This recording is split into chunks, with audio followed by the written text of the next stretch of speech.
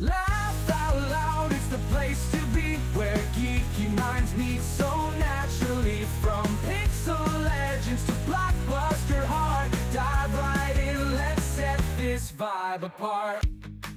Yeah. No, she's cool. So she's cool. She's with us. Oh, she's cool. So yeah, she's coming. Yeah, she's cool. That dude, I don't know who he is. Take him out back, beat the crap out of him. All right, cool. Hey, what's up? It's time for the BM show. What are you doing over there? Gonna get into a club? Hold on a second. The guy's still here. He's talking into the microphone. You take him out back. Oh, it's another week. It's another week. Hey, we kind of slipped it out there. We didn't really tell anybody about it, but the new hot product on our channel, the review of the 1985 classic sci-fi TV show Otherworld. We did episode 1. It's a special thing that we're trying out. These are for the weeks where we don't have videos. So we're going to have, this week will be episode 2. But then next week, we're going to be doing some movie reviews. So that week will not be another thing of Otherworld. I hope you're following along here, folks. So if we have videos that I want to do video, I have a video like every week is what I'm trying to do here. So this is the Otherworld. I don't want to call it filler because it's actually really, really cool. It's a really good show. And it's worth checking out, listening to our review of it. There's a link in the description. If you listen to the review and say, I want to watch it, we have a link so you can go watch it. It's one of those shows that they don't really care about being on YouTube because there's no other way to watch it. And it's off of videotape, but don't let the quality, turn you down, get you down. It's a good program. It's a good watch. And you can hear what we have to say about it. So it's not filler. Yeah, it's not filler. It's just an added value, if anything. This is more killer. What we're doing right now is filler. What was the name of that album? All killer, no filler. Yeah, that's our motto, man. All killer, no filler. Yeah, it's definitely not over the hill or either, even though it's back from the 1980s. So on that note, why not? I'm gonna go ahead and go over our calendar for next month right now. Okay. So we can talk about what we're looking at. So you're driving on the road and you see that thing on the side of the road that has an advertisement on it. It's called a billboard. And then broadcasting, what we're about to do is also called a billboard. We're billboarding. So go ahead.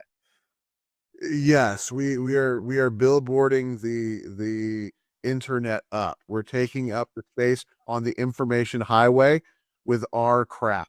Yes. And we're happy about that. So here's what's coming up next month, starting with next Sunday, September 7th, we are going to be doing, since it's that time of year, at least we think it's that time of year because really we are totally over the hill. So we don't even remember when we went to school, but it's that time of year where kids are going back to school. We're returning to school. So we're actually deciding we're going to return to our school roots, and we are going to watch movies that are basically school settings. So we actually have a full show packed of these. So we will be reviewing Back to School, Summer School, School of Rock, Kindergarten Cop, and 3 O'Clock High, all in the same episode. I only fought against 3 O'Clock High because it didn't have the name school in the title. Well, Kindergarten Cop doesn't really have school either. It has. Oh, that doesn't have the. Yeah, well, that came after. Once I agreed to 3 O'Clock High, then you went and said, let's do Kindergarten Cop. I'm like, all right, we already broke the rule. There we go. So we're doing 5 movies next week. So this is going to be like an extra long episode.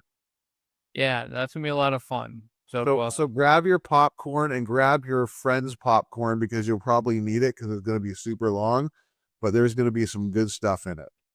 Yeah, most of our movie reviews are like 10 to 20 minutes, depending. If we like the movie, it actually goes longer. It seems. So we'll see. So basically what you can do is you can check the length of the episode. If the episode's like 40 minutes, we're like, these all movies sucked. These are the worst. We don't want to talk about it. So that's it for next week. On the 14th, we are going to do our favorite YouTubers part 3. We believe that we will have another guest speaker with us. You already know him. He's beaming down from SR 388. We will be welcoming Matt to that episode. Then on the 21st of September, we have, this one's going to be interesting, our music tastes by decade. So we're going to go decade by decade, see what we were into and see how we changed. Yes. Yes. And we were planning a movie review on that one. I think that we're going to say that's probably not going to happen, but if it does, it does. But most likely not.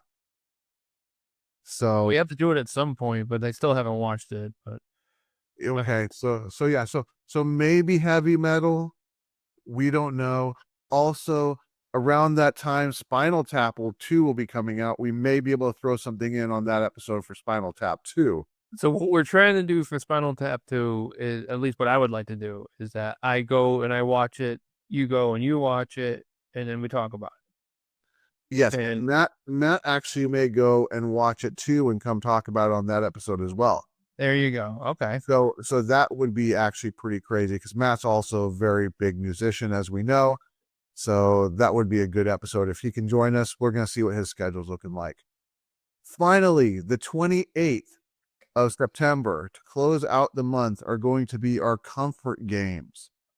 Those games that we go to when we just need to relax, when we need to break all the tension, all the stress, and just sit and just mold into the couch and just be comfortable, I guess. Yep. So that's all for September. So I have something that I wanted to discuss before we get to the topic, Ben. I want to get your input on this too. I want to hear your opinion of this. And this just happened today when I was on the internet of all places. Somebody on the internet, I don't even have the name. I don't even have the picture. I don't have anything to reference at this point because it's one of those things I saw and just kind of passed by it, but it's stuck in my mind as something to discuss. Somebody posted a picture of himself with some lady, and his message was, "Help me, people." Something like, "I met this lady in line in the bathrooms at a concert. I could, help me please find her. I couldn't get her social media information because my data was not working." And that was his post. So he's basically looking for this lady. That's not unheard of. There used to be a section of the newspaper when they did that. 2 years missing connections, yes. Yeah. Okay, but here's the thing about this. There's a lot of red flags that I pick up on this. And unfortunately, you weren't able to see the picture, so you can't see. You're just kind of getting the story of it. So if I can describe the picture, it was a guy with the lady standing right next to him, taking like a selfie. He's looking straight at the camera with a big smile on his face. She's got kind of like one eye closed, one eye partially open. Kind of looks like she's looking at her camera with her head tilted to the side and facing kind of down. So here's my beef with this. First off, you're posting this picture without permission. Obviously, you can't get permission because you don't know who it is. So we don't even know if this person's the real person posting it for this or not. But you're posting this person's picture and slamming it on the internet for everyone to see, to track the person down in kind of a stalker style way. To me, it feels really creepy. And I mean, what kind of reaction is a person going to have when they find out, oh, this person put your picture on there to have other people find you for him? If it was me, I wouldn't want to associate with this person, with this person. The next thing I noticed, that her eyes weren't really looking directly at the camera, really. One kind of was, the other was pretty much closed. And being that her head is tilted down from the camera and kind of tilted to the side, I don't think he has a chance. Just reading kind of the body language, she wasn't like, it looked like she was excited to be in the picture, or excited to be there. But then also the fact that he's like, I couldn't get her information, because her social media information, because my data wasn't working. I, if this is someone you're interested in and they're interested in you, it's not going to end at that. It's not like, oh, well, I don't have my data, it's not working.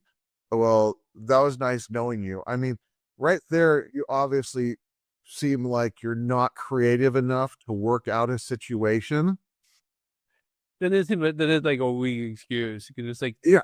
well, number one, like, okay, say she won't give you the phone number, but she's willing to give her the username for Instagram. You're telling me you can't open up the Notes app on your phone and just act like you put it in when you didn't, and just act suave about it, but now you still have it. Exactly. Yeah, you're stupid. Yeah, exactly. And that's not going to help your game. If you can't problem solve, you're the problem, and she just solved the way out of it. Yeah. So, like, and that would have been a reason to push for the phone number, and you go and say, "Oh, my data is not working. Can I text you?" Exactly.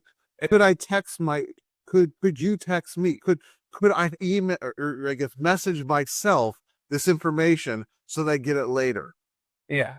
There's so many, Or you're too embarrassed that you ran out of data and you don't want to tell this girl that you ran out of. Is that what you're worried about? So you're like, so then it's like, okay, so you're going to show that you are not a problem solver because you're afraid to show that you didn't get a good data plan. Yeah. It's like, dude, that happens. You don't know what kind of data plan that she had. She's probably had in the same situation where, well, maybe not exactly the same situation, but a similar situation where she ran out of data or something. So it's like, people make it looks worse that you have the inability to get this information the first time around. Mhm. Just give it up. Just go and say, "Oh, I wish I got her information. This girl's hot," and then maybe somebody might pity you and help you out. But to just come out and ask for it, yeah. Now we're talking about it. I have no idea what this is, and I really don't care. So, Well, yeah, well, I just want to say, it was her data bad or something, because if a sign that she would actually be interested would be her to say, "Oh, well, if you're not," if she would then pursued, he wouldn't have left there without having some way of contacting. Yeah, she would have been like, "I can add you," and then once you get there, you could add me. Obviously, if she doesn't do that, she's not interested. Yeah, that's another thing. And like in your judgment of the picture or whatever, I'm like, well, we can't see it, so I'm taking your word for it. But it's just Exactly. So you don't do these. This is why you don't do this shit publicly. This is something like, if you want to find out who so and so was that you met at whatever, if you don't have a mutual person, then you're just screwed. If you have a mutual person, you reach out to them and say, "Hey, can you let her know that I like talking to her, and see where you get back. If you get nothing back, then oh well. But if you get something back, then okay, maybe you got something to work." But it's I mean, yeah, it's a think about, like, it's you, and you find out, oh, so you posted my picture on the internet asking people to give you my information. yeah. I wouldn't fly with that one. Uh, So that's what I wanted to talk about. I just want to get out there because I saw that. I'm like, oh man, this just hurts to look at.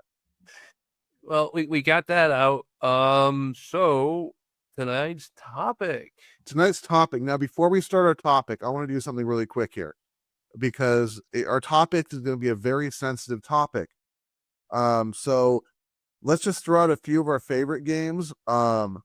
Because I don't want to get a situation where somebody says, "Yeah, well, my series that I picked was a Candlebox series," and then you know how that goes. So Ben, what are some of your favorite games? Favorite games. Well, I like the Zelda series, not all of them, but a good chunk of them, like Ocarina and Majora's and the Switch games. Super Mario Brothers 3, Mario World, Mario 2, Mario 1, that type of Mario game, but also Mario 64.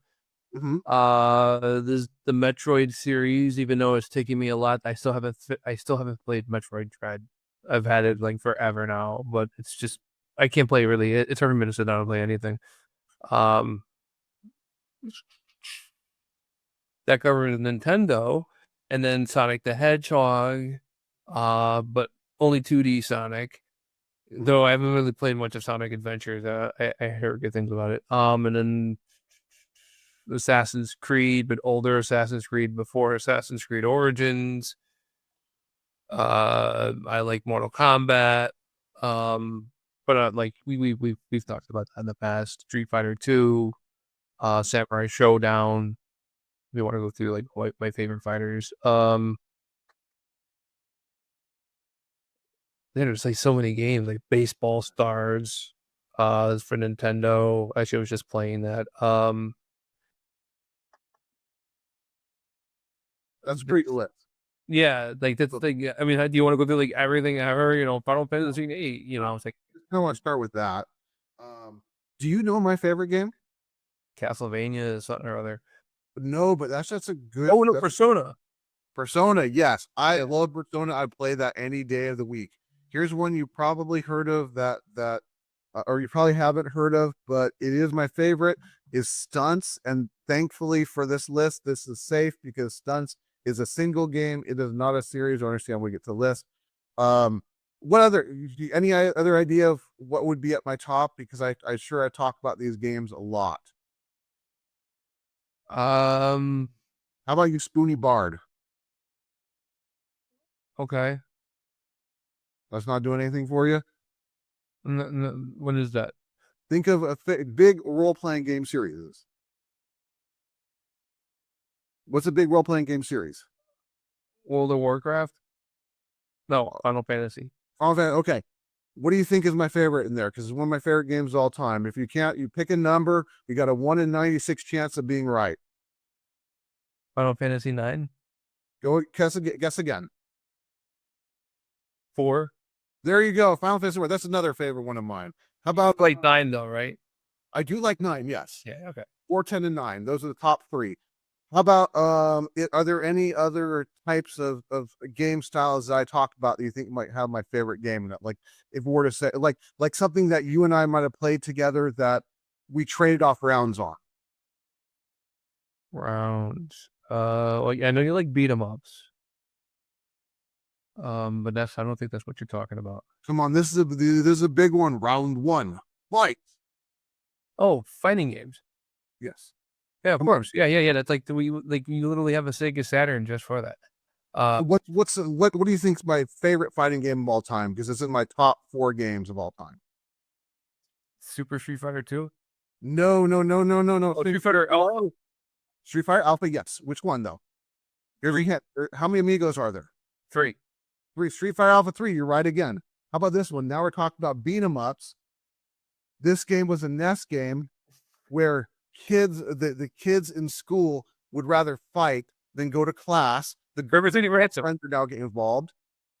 River City. And what's that? River City Ransom. River City Ransom. There's another one. How about this one? Okay. I don't know if you can get this one. But this is PlayStation. It's Squaresoft. It's when Squaresoft realized that people were probably getting sick of medieval games. So they decided to give you 7 days in New York with a hot blonde cop.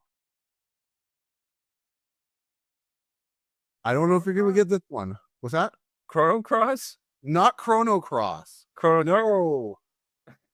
Come on. Adam and Eve? yes. Come on. Eve 2? What goes into your body that should not go into your body? Calories? Not calories. It's the Invader. Oh, Parasite Eve. Parasite Eve. That's another one. Big game for me. One more let's go with. How about this one? Let's see if you can get this one. The name of this game rhymes with Smelter, Bowls, P, Morrowind. A Morrowind. Yes, Elder Scrolls 3 Morrowind. Let's stop there because now it's time to introduce our topic. So tonight's topic is game series that you should be into. They do everything perfectly. They check all your boxes. They cover everything that you would love in a game, but you just don't like them. You just don't like the series. And I promised you something big, and sadly, the others aren't here to hear it. That kind of breaks my heart because I'm about to take a big weight off my chest. Weight off your chest, Michael. Absolutely. So, and it's not just this series, but it's all the series that are tied into all the side story series stuff that's tied into it that I don't like. And that series is the SMT series.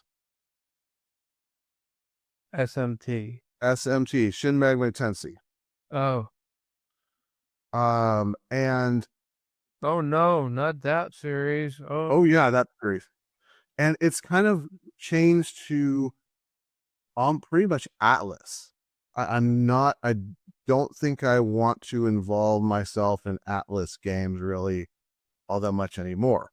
So just kind of to put this into perspective here, because if you know me, I talked about the SMT series. I'm like, Shin Megami Tensei, this, and that. But I when I look back, I'm just like, I try the games, I just don't like them. So like we said, Persona is an offshoot of the SMT series. Now, if I were to go through, there's probably like 50 plus games in the series, including all the offshoots. If I was to go through what I've beaten this, so I have beaten Persona, the first one. I put probably 400 hours into playing that one. I beat Persona 3. I put more time than I should have into it. I beat Soul Hackers 2, which actually got kind of destroyed by people who are SMT fans because of it being not so SMT-ish and not so Soul Hackers-ish than it really is. I beat the first title of the Digital Devil Saga. I beat the whatever the dude's name, the radio guy, Solus Army game, the first one. Can't think of the dude's name right now. And I've beat SMT Synchronicity, which is just this really super short Metroidvania game. That's really all I beat in the series. For what I played for more than like 5 hours is SMT3 Imagine, or I'm sorry, SMT3. I probably put 15 hours into. Persona 2 Part 1, I probably put 15 hours into. Part 2, I put like 25. One of the last Bibles, I put like 7. SMT Imagine, I put a ton of time into because that's the online one. And I think I know why I don't like the series. And I realized it when I was playing one of the more recent ones and got like 3 hours into it and I was done. And how it matches up with my SMT Imagine is because I would never summon anything. And I think, and that's my problem with the series. The series is basically Pokemon. It doesn't seem like it's Pokemon when you're like a big SMT freak, but if you take a step back and look at it, you have Pokemon has that the catchphrase "gotta catch them all." SMT would be "gotta contract them all" or "gotta converse with them all." As Pokemon's like, I choose you, Pikachu. SMT is like, I summon the High Pixie. I'll summon, I don't know, a Bicorn, whatever. And basically you're battling the same enemies that the enemies that you're battling are the same followers you have on your side because you're contracting them with the same weaknesses. and same strengths. And then there is the fact that you'd be like, oh, but yet I can merge a Kodama and Inugami and I'll get Surfbody. But yet Pokemon Charmander turns into Charizard. So it's the exact same thing. And the fact that your party is made up of just things that you fight, it's just feels so dull and lifeless. So kind of, I'm trying to think of a way that I can put it into what you'd be familiar with is, trying to think of a good example here, like a Final Fantasy X. Because I know you played through Final Fantasy X. Most of it, yeah. Most of it. Okay, so you're familiar with probably fighting like bombs and the blobs and like those little lizard guys, right? Yeah. So imagine if your party was Tidus, one of those lizard things, a bomb, and one of the blob things. Instead of having Kimari or Lulu or Waka or Orin. And that's basically that's it. And then you later on, maybe you'll get a different enemy. And then you can take out the blob enemy and put in the mosquito enemy that you get.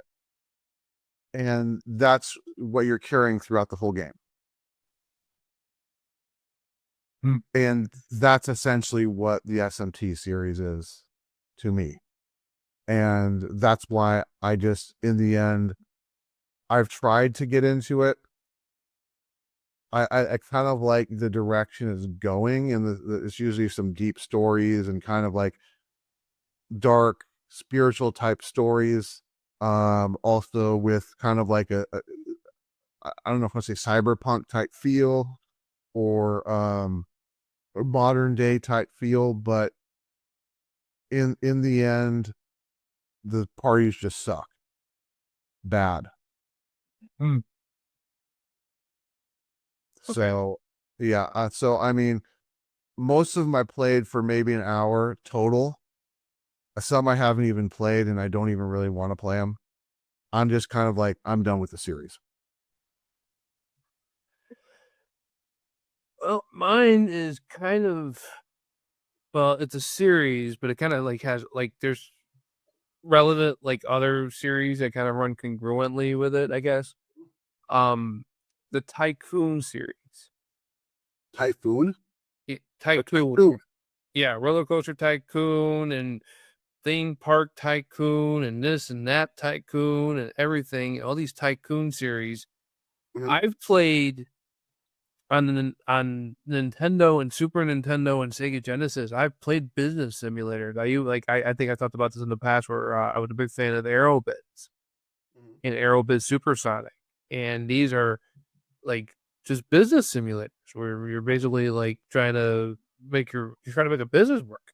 And you would think that, and also like the fact that I would sit there and play SimCity for hours on end listening to a Gin Blossom CD while doing it. And you'd think that I would be the perfect candidate for one of these tycoon games. And I've tried them, but it's just, the interest only lasts for a little while. Yeah. It's just there for like 2 minutes. And then I think I even have like a bunch of them. And I've played like Roller Coaster Tycoon and then there's the theme games, which is the same thing. They got Theme Hospital and 3 Point Hospital, and there's all these things where you're running a business and it's fun for a little bit, and then you're like, you know what? I don't want to do this in real life. Why the do I want to do this in my virtual life?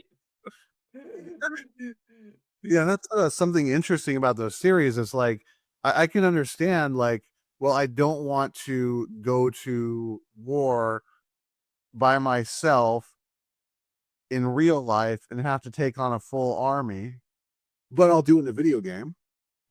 Well, there's the whole thing of like, it's supposed to be, what would you do if you could? Which is like, well, I will sit there and I'll play John Madden in football, because at one point I did have the silly dream of maybe I'll be a football player. I play the wrestling game because to this day, I think of what would happen if I would have became a wrestler instead of I actually came to the conclusion today I'd be dead. Uh um so and there's it's all these what ifs where I never had a what if I was the guy who ran a hospital. Or, I thought of what if I made my own roller coaster, which is why I did get a little mileage out of Roller Coaster Tycoon. And then like Sim City, to this day, I think about like what it'll be like if I was a city planner, or stuff like that. Because I think it was like I like follow politics and I see how logistics work and all that.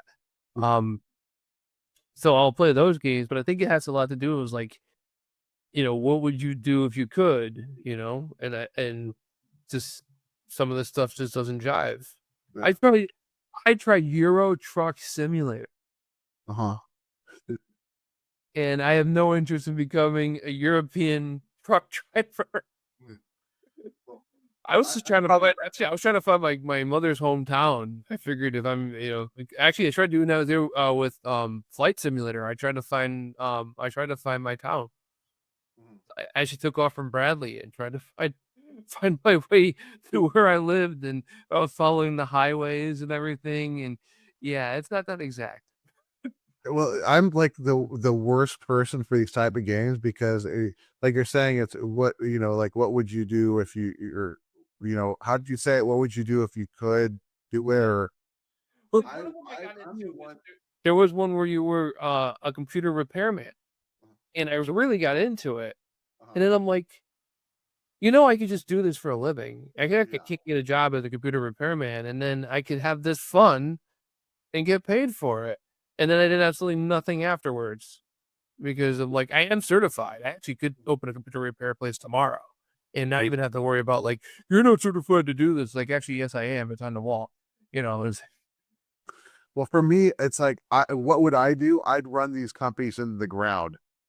I would, if I could, like on the Roller Coaster Tycoon, I would make a roller coaster that is a roller coaster death trap that would just like fall off the rails if I could, because I was never into the simulation games, but I did play Sim City. However, the way that I played Sim City was I'd load up one of the bigger towns that's already completed, and the first thing I do is I'd bulldoze through like the police station and bulldoze through electricity. I'd raise the taxes up as high as I could, and then just start tearing out everything in the town. And eventually, what would happen is people would complain and complain and complain, and then all of a sudden, I'd win Mayor of the Year award because everyone will have moved out, and I have a zero dissatisfaction level.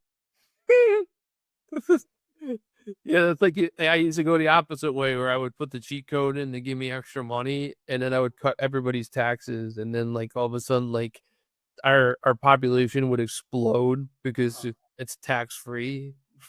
And you can get away with a lot more if it's tax free because if they're not paying for anything, they don't expect much in return. Uh, yeah. Like with SimCity and stuff, I would have fun with that too. But with the Sims, I should be into that series too, and it falls into the same vein of being like these simulator games. But I only got into the very first one, and that one, as soon as I learned that you can call your neighbors and invite them over and then wall them in and watch them die, Yeah. that's all I would do. Uh-huh. I would just literally build a house, kill everybody in it other than like one person, and then I would put when they die, they turn into an urn, but you could bury them. So I made a graveyard. Uh-huh. And like at 3 o'clock in the morning, the house would become haunted with all these ghosts. Well, you can I didn't know that over because I killed everybody, so I just had to reset it and start over. you can do that, but only for so long. And I learned that in like playing Half-Life. Yeah. Like on the very first area, when you get somebody who's like, "Sorry, Gordon, we're not ready for you," and it's like I'm holding the gun. It's like, well, guess what? You better get ready soon, or boom, and then just start clearing everybody out. And then I realized, okay, I did that once. I don't really need to do that again. And I think The Sims is going to end up the same way. You can box them in once or twice, just have your fun with it, but that's going to kind of get old fast. Yeah, it's like you build the swimming pool, they get in the pool, and you take the ladder away, and then you get to watch them drown. But then it's like, okay, I've had my fun. And then it's like, oh, there's all these expansion packs. I'm like, yeah. Exactly. I have City Skylines. I have a bunch of expansion packs for that, and I don't play that either. And City Skylines, if you don't know what that is, that's Sim City. That's the modern version. Like, it's not Sim City, like legally not Sim City, but it's Sim City. It's legally distinctive, but it's Sim City. It is what it is. And it's from the people who, I think it's from a lot of the people who used to work on actual Sim City, and then when EA bought it, they like a lot of people left because EA is really hard to work for. So All right. you never hear good stories of people who worked for EA unless they worked for them when they were called Electronic Arts and made Genesis games. Mhm. You know, anything modern day, you just talk about how like it's one of the worst companies like for programmers because all they do is rush you. And I mean, you remember Brian Kang? Remember Kang? Yeah. Kang, one of his jobs, I don't know if he still has it, but he was on the testing crew for John Madden football every year. He was one of the beta testers. Mhm. And he would just say like they are the laziest people. Like every year I put in the same bugs. They don't fix any of them. All they do is update the rosters. Wow. Yeah. And that's why Madden's known as one of those games that gets worse every year. Mm-hmm. Gotcha. All right, Ben. Are you ready to rage? Go ahead. Mega Man. Huh? Man, I don't understand the love for Mega Man. It's just, to me, it's just a dull 2D shooter. I'd rather play Contra. I'd rather play any Contra. I'd rather play Contra Force. Mega Man's boring. I'm sorry. Contra Force. Contra Force is I think it's like a rip-off Contra game. I know what it is. I'm taken aback that you would rather play Contra Force than play Mega Man. But okay. I don't know. It's just Mega Man seems like a low budget Contra. Now it's cool that you get to select your level. It's cool that you get all these weapons, and you get to choose what character you want to take with you, or what there's ability you want to take with you from that character that you beat, so that you can make the next battle easier or whatnot.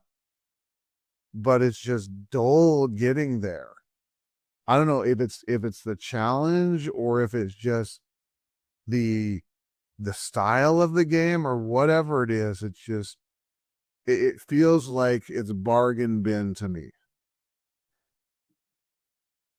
The only Mega Man game I ever owned on NES, like an actual cartridge for NES of a Mega Man game that I owned, I got from the bargain bin at Toys R Us. See, there you go. It was Mega Man 6. And yeah, so that was a game.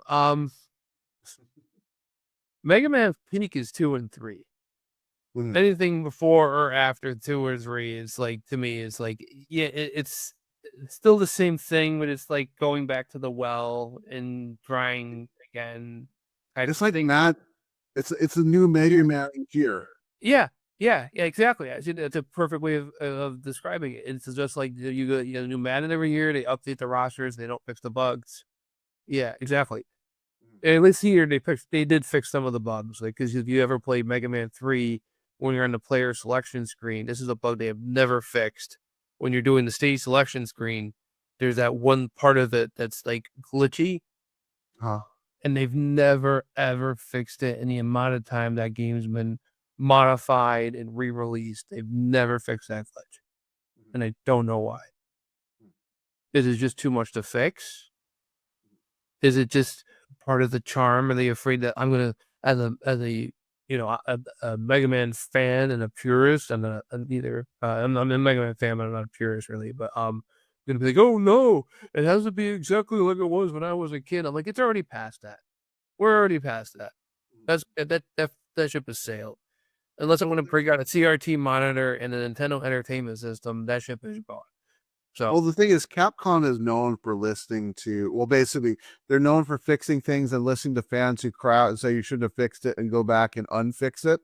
Because that's what they did for Marvel vs. Capcom 2, the in the Capcom fighting or the Marvel versus Capcom collection was they did a fix to one of the characters that had a bug that made him more powerful if he did like one of his abilities and then pulled him out and then brought him back in later. That ability, which is supposed to be like timed, was all of a sudden stuck as being always on. And when they fixed that, a lot of fans weren't happy. And so they went back and they put the bug back in the game. And I think you can select to turn it on or off. So it could be the same thing. No, I fixed it. It's not even been like, it doesn't even get issued. Like I'm sure there's somebody out there who's like, it's written in an article and maybe even like a YouTube video or two, but I don't know. I've never seen it written or referenced in a video, but I'm sure it's out there. Just to cover myself. But I just, yeah, you never heard of like, why don't they fix this one graphical glitch? I don't think people would care. Yeah. It's not like, like I said, like someone's going to go and say, oh, I don't want this version now. It's going to be the same game. So if you hit right on controller 2, you can get super jump. Mm-hmm. Which try to do that now, you can't. That's like one of the things that, I mean, you could hook up a second controller, I guess, but it's like, would it even recognize it? Would it recognize a second controller and allow you to pull off that glitch? I haven't even tried. Well, take a look at Return of the Jedi. Yeah. George Lucas, puts that extended song bit in the remake of it. He could say, well, it's the same thing, but fans are still going to cry out, no, it's not. It's different now. It's not now. And that's probably the same thing with Capcom. Even if it's something a little small, like a small glitch, graphical glitch, you're going to get those like diehard fans that are like, this isn't authentic to what I used to have. So change it back, Capcom, you suck. I don't have all the details here, but there's this church out in the Middle East, and it's run by 6 different denominations. Mm-hmm. They can't move anything. They can't move it an inch. They can't dust the furniture unless it's agreed on by all 6 denominations. Right? Mm-hmm. So there's a ladder that's been there for hundreds of years that's leading up to like a ledge or something, right? And they have never been able to move this ladder because they could never agree on whether or not they should be able to move.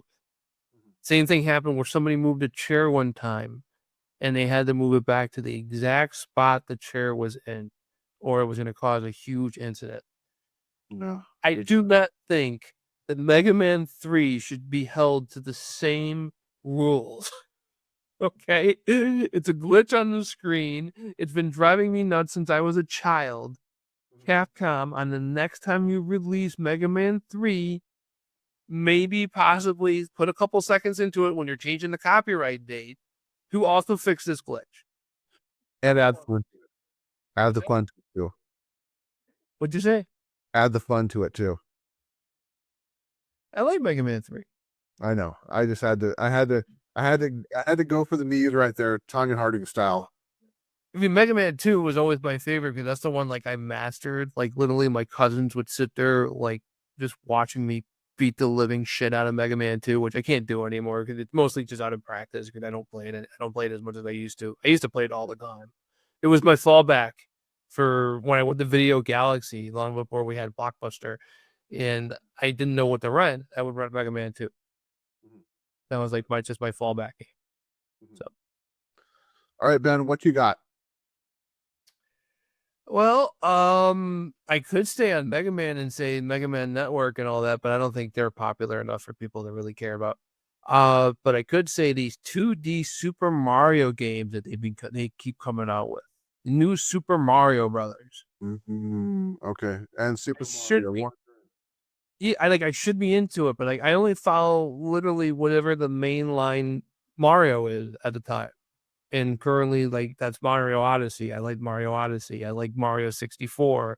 I like Mario's 1, 2, 3, Super Mario World, like I talked about before. But, like, you get these new Super Mario World or new Super Mario Brothers, where it's a remake of it, or it's a new 2D Mario game. this is right down my alley. I should love this. And I should be trying to get I should have Super Mario Wonder, and I don't. Even though Super Mario Wonder has a stage that I really want to play because the whole stage is a musical, but I don't have it.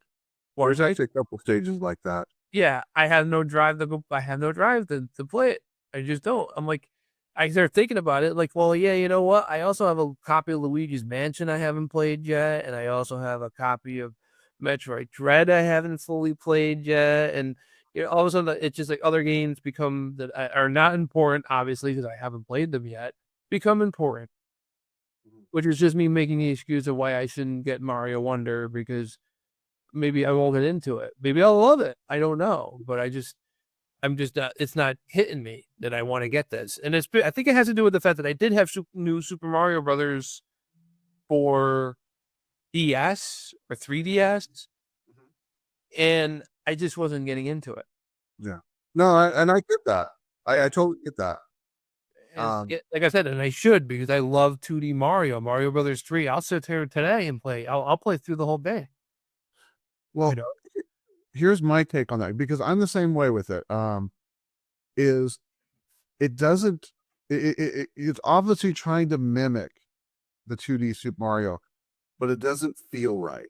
Something maybe that's it. Maybe it's like it's the cover band instead of the original band. Good example. Yeah. It's just it doesn't have that smooth flow that the original 2D games had, and I think it's because you're changing that graphical style to it. That Street Fighter did the same thing, where you go from Alpha to Street Fighter 4, and the graphics it looks nicer, but something because of that it feels like they're stuck in mud when they're fighting, and this is kind of the same thing as you feel like you're stuck in this super glue in this game. It just doesn't feel the same.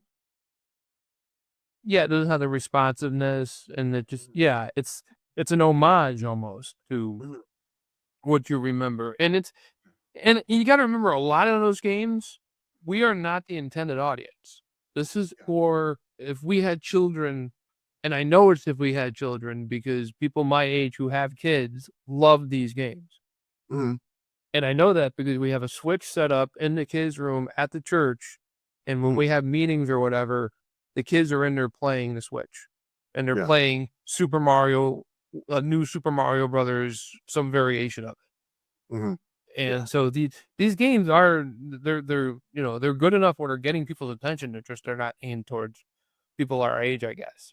I mean, but you do like it. You played Super Mario Wonder, right? Yeah, I played Super Mario Wonder. I got through it, but still, it doesn't. I want to compare it to Super Mario World, in the way that it plays out, but it doesn't capture what made Super Mario World so good. So it's a decent game, but it's not anywhere close to the level of Super Mario World. And what might entice me to play some of these games would be if Nintendo wasn't so bad on their pricing. Yeah. They're the most high-priced people, I swear. This is why I like Xbox. Xbox, they've always been the underdog. They're always in third place. So they're always giving you deals. So the games they always tend to be cheaper on Xbox. The Xbox is just as powerful as the PlayStation. It just won't get all the same titles because the PlayStation is the bigger system. And with Nintendo, they're number one. They've won the console war because now you're seeing Xbox exclusives on PlayStation and PlayStation exclusives on Xbox. I was on my PS5 and they had Forza Horizon 5, which I thought I would never see Forza Horizon, Forza anything ever on a PlayStation. And here it is on the PlayStation. So I'm like, yes, the console wars between these two companies is over, but it is not over. Nintendo is still winning the damn thing because you'll never see Mario on anything but a Nintendo console or on some racing or some running game that they tried and forgot about on your phone.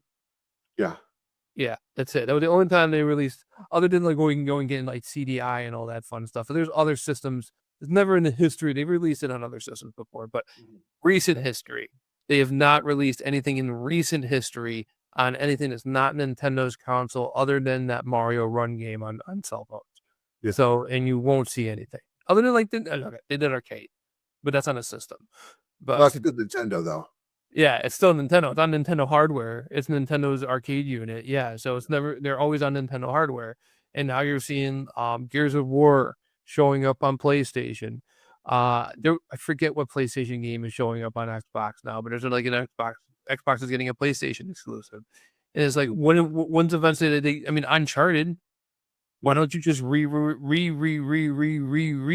Uncharted on Xbox? Mhm.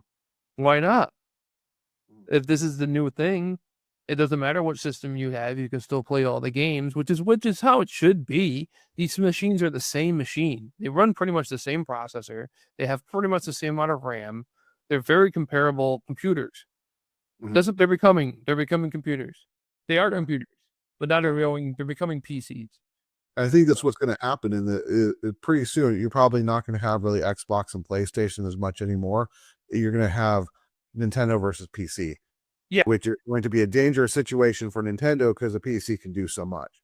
Yeah, Nintendo. but Nintendo has those IPs, man, and they're gonna hold them close to their chest. They're gonna like, okay, you might have like the newest GTX video card, and you can do all these CUDA cores and all this fun stuff, but we got Mario. And also We got Mario. and they've also got the portability Yep. down, which the PC doesn't really have the portability as well as the Switch. Yeah. And like you got the Steam Deck, and you got it where people can like they can mod these systems, so they can go and play like they can play ROMs, Mhm. but like it's just I'm talking about on the legal end. Yeah, it's gonna be like Nintendo. Yeah, you're right. It's gonna be Nintendo versus PC because if the other side of the console war is over, Mhm. I mean, what's gonna be the PlayStation 6? But all the PlayStation 6 exclusives are also gonna be available on your PC and on your new Xbox Series Y or whatever they're gonna call it. For some reason, my Siri got triggered. I didn't. Shut up. It triggered my Siri to come up. Well, yeah, and you've got like the Steam Deck, and then there's a Legion Go, and now there's this big drive to get Windows onto handhelds or computer operating systems onto handhelds that are like the Switch, which could end up being bad news for the Switch because usually those things run about the same cost of the Switch too. And you know what's gonna be coming out soon? I'm surprised that we haven't had an announcement for it yet. There's gonna be a new NVIDIA Shield. Mm. So, because that's gonna be the Switch 2 minus Nintendo's operating system. Yeah. Or I'm sorry, system on a chip. They actually don't use it. Well, I mean, they have to use an operating system, but it's not actual code. Like, it's not software. It's in the hardware. It's embedded. Anyways, babbling on. So yeah, that was it. To do these new Super Mario Brothers 2D games that, like, as somebody my age, I should be loving them, but I don't. All right, so the next one for me, I've mentioned a lot with Dragon Quest. We already know my feelings on Dragon Quest, so I don't have to bring that one up, but I'm going to bring up another one that's kind of in the same vein, that started around the same time. That's Phantasy Star, the Phantasy Star series. Because I've never really talked about the Phantasy Star series and my dislike for it. I did like the first Phantasy Star Online. A whole lot. I liked it a whole lot. And I think that's probably the best way to do an online game because it's also offline too. So I could literally power up my Phantasy Star Online on my Dreamcast and play the characters I was playing when it was out without having to connect to the internet. I can't really do that with other online games. Like if I had not Elder Scrolls, well, that's a good example. Elder Scrolls Online, or what was it, EverQuest or World of Warcraft. Once I'm not playing those, or once I'm not connected to their servers, I don't have access to my character anymore. But they've been Phantasy Star games. The way that they work is similar to Dragon Quest, but worse. and I got through the first one, and I didn't mind it too much, but it really just when it got to the second one, I'm just at that point I just dropped the series. And the way the combat works is that you go into battle, you have your targets, you select fight, but you don't select an enemy because the system does all that for you. It figures who you're going to attack with each character. I'm sorry, I wanted to play this game, but you're preventing me from playing it. I can't plan any strategy whatsoever because I don't know who everyone's going to target. Now, I've heard that Phantasy Star 4 finally changes this. So I may go back someday and actually do Phantasy Star 4. But I'm not touching 2 and 3 ever, and I'm not going to touch 1 again. I also played like after Phantasy Star Online, like they had out of Universe and all the Universe games, and then they went back to Phantasy Star Online 2, and it just none of them could capture the magic that the first Phantasy Star Online had. So really, you have the series of, I don't know, there's probably like 15 plus titles in it. I'll play 1, maybe 2. But Is there really that many Phantasy Star games? I'm sure there's Phantasy Star 1 through 4. There's Phantasy Star Online 1 and 2. There's Phantasy Star Blue Burst. On Blue Burst, there's Phantasy Star Universe 1 and 2, and then it went to PlayStation Portable, and there were Phantasy Star Universe Portable 1 and 2. I think there are a couple other spin-off games, maybe. I don't remember. I'm glad you're talking about Phantasy Star because like that's one for me as well. Like I have a copy of it on my Sega Genesis collection, which I just happen to have Sega Genesis collection on like every system. But it's always included. They always have Phantasy Star 2 and sometimes 3. And I start playing it and I try to get into it, and I know I really should get into this, and I just don't. I just don't. It's boring. Yeah. I think the reason why it's so big was it's so old is because it came out in the US prior to Dragon Quest coming out in the US. I think Dragon Quest in Japan came out before Phantasy Star. See, like Dragon Quest I got into. I used like Dragon Warrior as it was called. I loved that game. Absolutely loved it. It was like the first role-playing game I ever beat was Dragon Warrior. And then that led to me finally beating Final Fantasy 1, little knowing that these two competing series would be under the same umbrella one day, but yeah. The Phantasy Star is like, it's the Sega one. So I think the Sega one. That's what it's known as too. It's like the Sega role-playing game. Yeah. Because, Sega at the time, they didn't have a lot of third-party support in the States because Nintendo had them all tied up with third-party agreements. So they ended up just having, like, we got to do our own thing. And they're like, okay, well, let's look at these Japanese RPG games. Let's bring one of those around. Yeah. They look easy enough to make. This RPG Maker for Super Nintendo, did you ever play that? No, I didn't. For PC, I mean, actually, it might have been Arco. I got RPG Maker for like PlayStation because I had a Dex drive. Yeah, I'm like, let's go online and download other people's RPGs, and that was basically it. I had no desire to make my own. You would think that, like, because you play them more than I do, that you would have more of an interest in trying to make one, but I could see not wanting to make a game. That's like why I can't get into Super Mario Maker. I'll play everybody else's levels, but when it comes to my own, I'm like, I don't want to sit there for 2 hours to design a freaking level. I did that with Portal, and I got bored of it. I made like the most impossible, the complete level ever. You just had to make sure that it was possible to pass it in order for it to be approved to be put online. So I had to beat it one time, but I knew how to beat it because I knew how the puzzles worked. I'm like, well, this kind of sucks. I know how the puzzles work. Well, this isn't challenging me at all.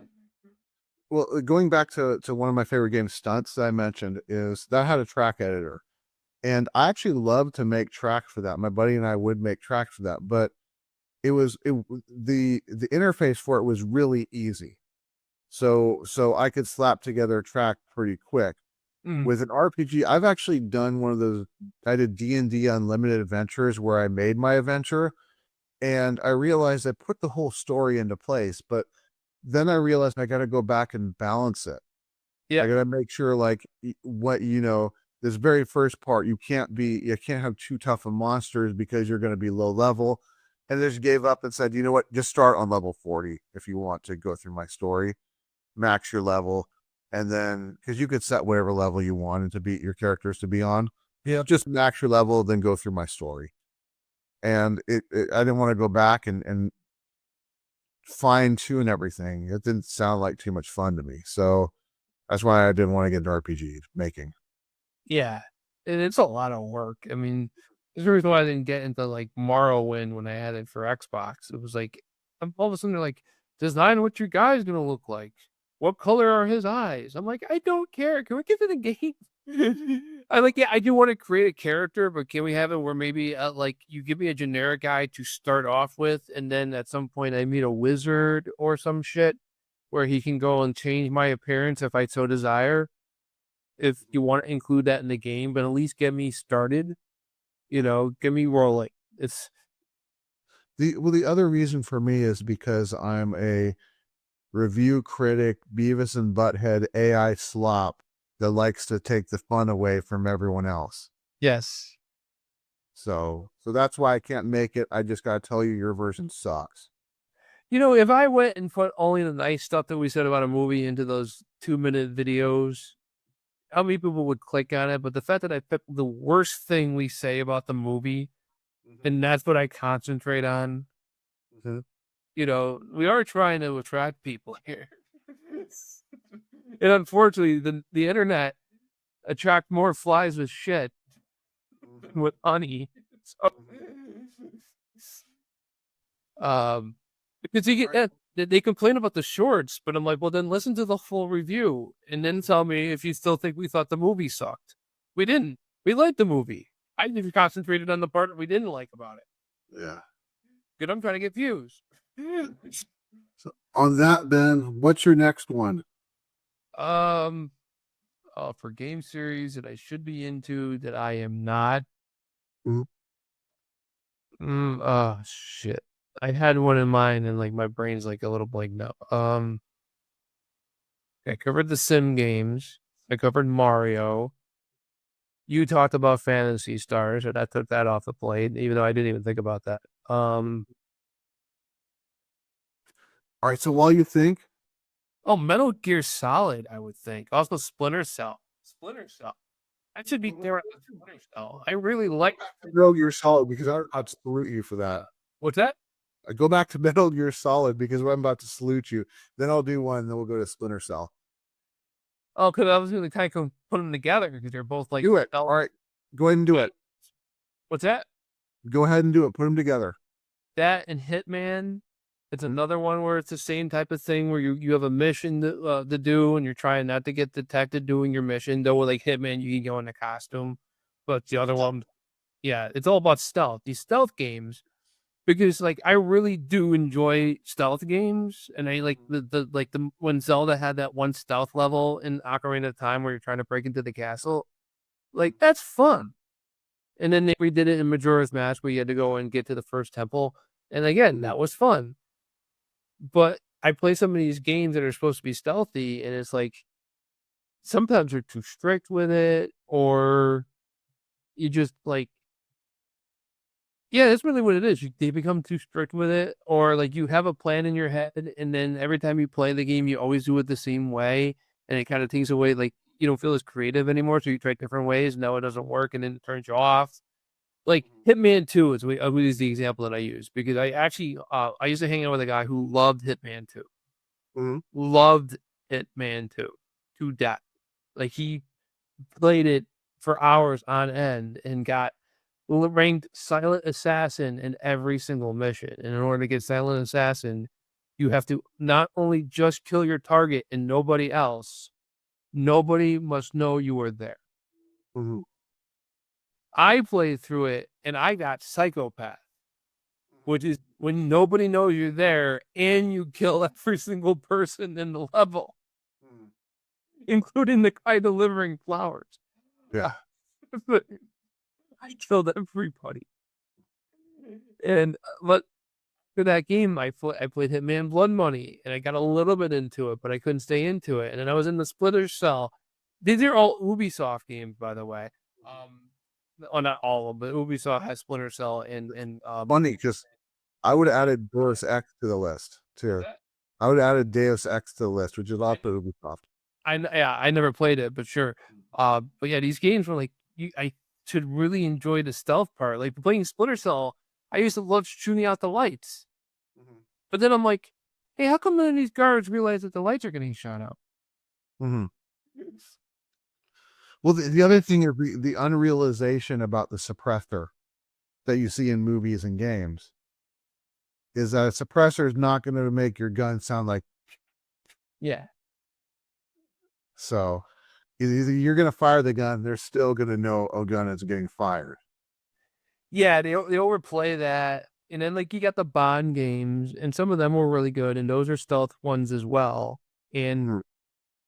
it just and just some of them, and that's another thing with I think it's the Bond games that might have turned me off to the genre because Bond games are really hit and miss. Mhm. They're either really good or they really suck. Yeah. And then if that's what it's gonna, and then you feel like the whole genre is like that, like you kind of just don't want to play them anymore. Because well, I don't know if this game's gonna be really good or it's going to suck. Yeah. You know? And then you got like I hold Hitman 2 at this level, and I'm like, okay, well that's the level you got to hit. You know, like how like if your sci-fi movie that's made today doesn't have better special effects than Star Wars that was made in 1977, Hmm. why are you doing this? Yeah. You know, there's a standard, there's a standard bearer, and you got to hit that. And like, yeah, it's I just got turned off to it. I don't know why. And I have all the Splinter Cell games. I have all these Hitman games, and I do try to play them every once in a while. And know I should be into it, and I'm not.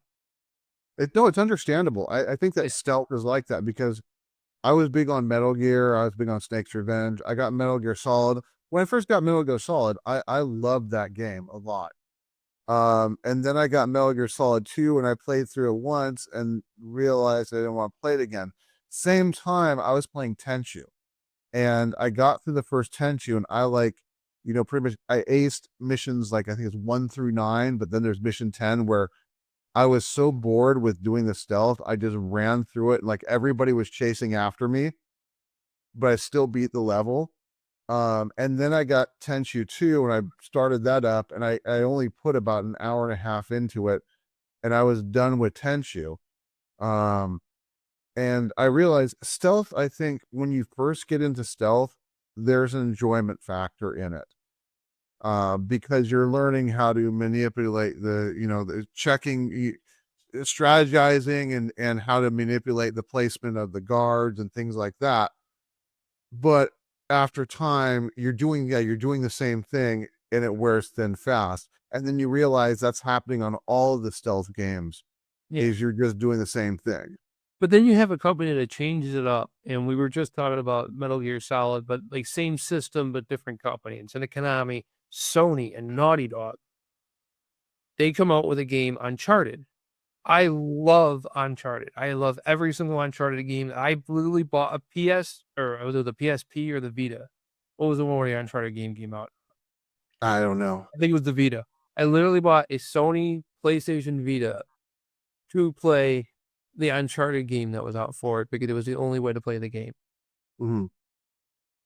They did The Last of Us, Hmm. which was the same engine as Uncharted, and it was also another one where there were some stealth missions. Mhm. Not all the missions are stealth. Sometimes you are supposed to go in guns blazing, Hmm. but it's the mixture of gameplay. Yeah. Where I think if you're playing a game where the whole thing is stealth, your patience can be really tried. Mhm. And you Yeah. just want to go in guns blazing, and then all of a sudden the thing popped up on the screen saying, "You got detected. Going back to loading checkpoint." Yeah. You know, and they're like, "Shit, I just want to get through this mission." Mm-hmm. Yep. And there's some that have the mercy where they go and say, "Oh, you don't seem to be doing well in this. Would you just like to continue on to the next mission?" Yep. It's a Bond game like that, where literally you just skip through the whole thing, just fail each mission 3 times. And it's You suck. Do you want to suck on the next mission too? yeah, there's a Mario games do that too. Where they'll go and say, "Do you want Luigi to show you how to do it?" Mm-hmm. Your little brother comes out and shows you how to do it. But yeah, so this is a genre, so that covers that. So what else you got? All right. So my next one, you may have seen this one coming. Tekken. I'm not really big on 3D fighters as is, but I know when it does it well, control wise, where like Soul Calibur, Dead or Alive, where literally pressing up or backing up makes you walk around the ring. Tekken doesn't do that. Instead, you'll like jump. So in order to walk around the ring, you have to like double tap up and double tap down. It's a really bad system that screws up the flow of the fighting. Hmm. And when you have a really bad system that screws up the flow of the fighting, it screws up the fighting. And that's the meat and potatoes of the game.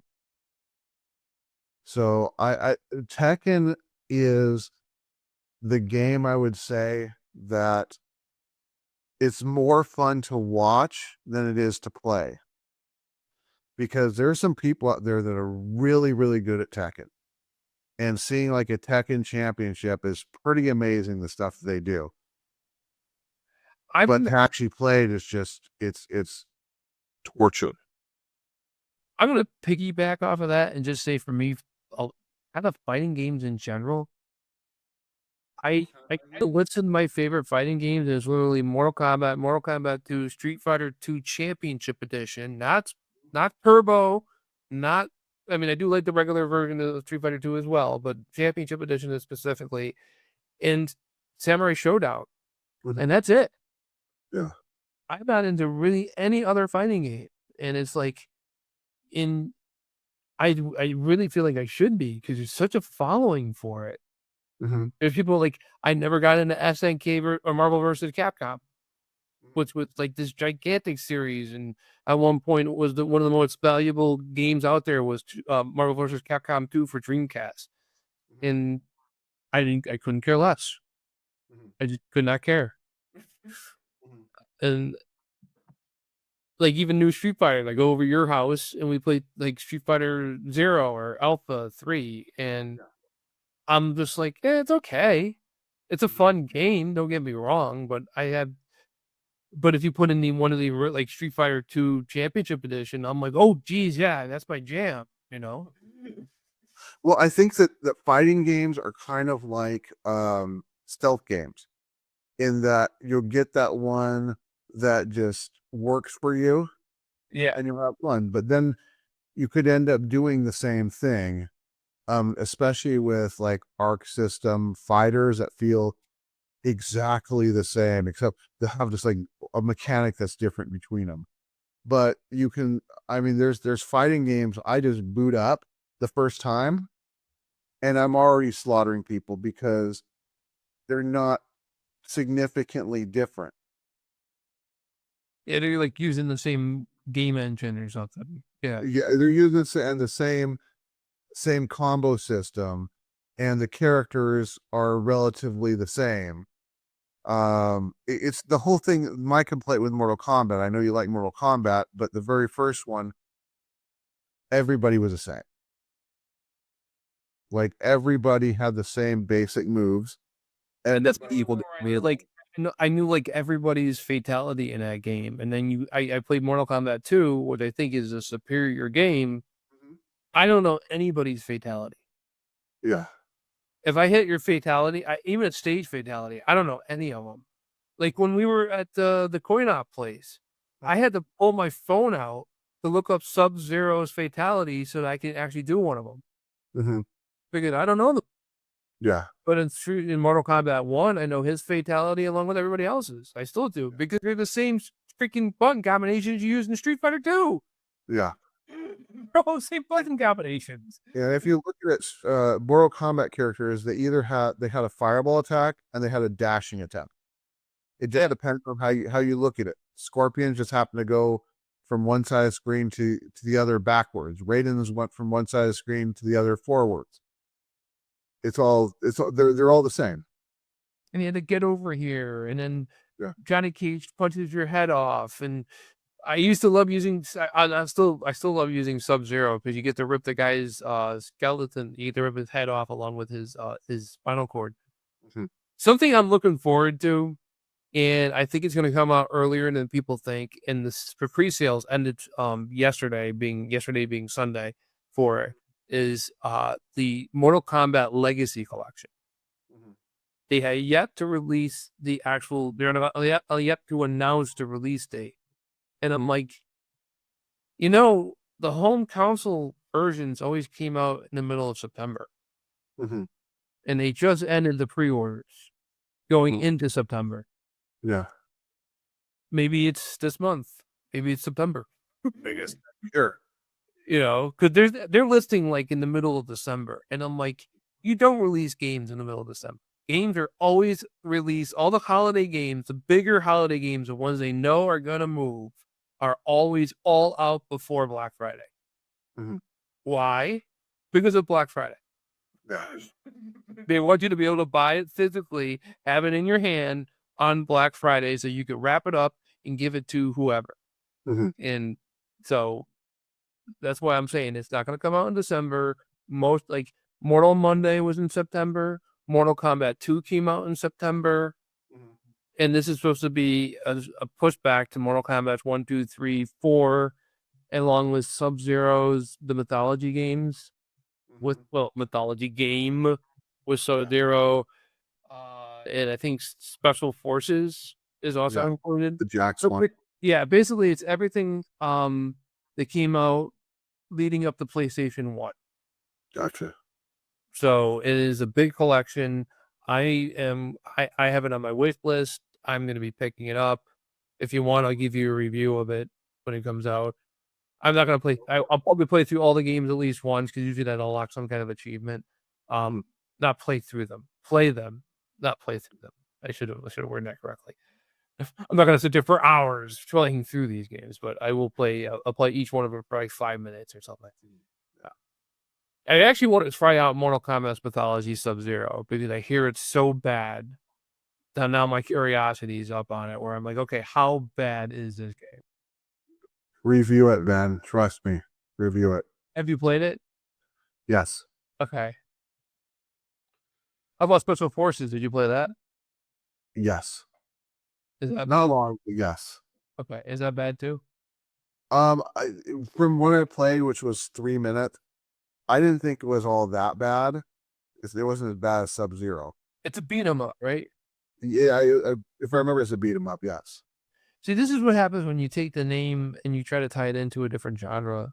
It just sometimes it works and you end up getting another subgenre, like a whole sub-series out of it, which is what they were trying to do. And sometimes you never try it again. Exactly. Just never do it again.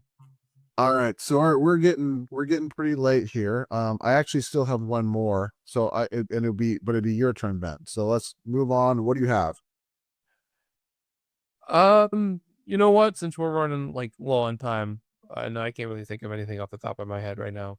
So, which will leave this as an open topic if we ever want to revisit it. Okay, you want me to throw out my last one then? Yeah, let's do your last one and take it home. Xeno anything. Xenogear, Xenosaga, Xenoblade Chronicles, the whole works. And it's all because it goes back to Xenogears. I actually played a bit of Xenogears and I tried my best to get into it. But the whole, okay, I'm gonna attack this person, so X, Y, X, A. Where I had to put in fighting game style Tekken combination attacks to do an attack on somebody and to hit each one. That's great if it's a fighting game. That's not so great if it's a role-playing game where I'm sitting there thinking, if I'm attacking with this, my next character is going to be such and such. How do I want to take his attack? I got to monitor the hit points on this one, and so forth.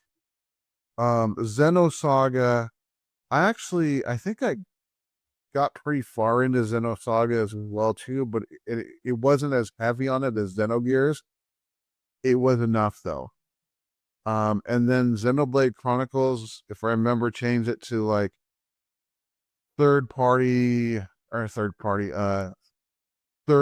what's the word I'm looking for? Third person perspective. Kind of like a Zelda running around the atmosphere, but with party members. And I should throw that out as well. So I'm going to throw another one out while I'm talking about this because this has the same thing. Star Ocean series. When the Tales series as well too. Let's throw that in too. When I can't control all my characters, screw that. Because I know what's best. The computer doesn't. So the computer needs to shut up and listen to me. Is it me who's wrong? No, it's the children. What's that reference? That's from The Simpsons. I'm kind of paraphrasing it.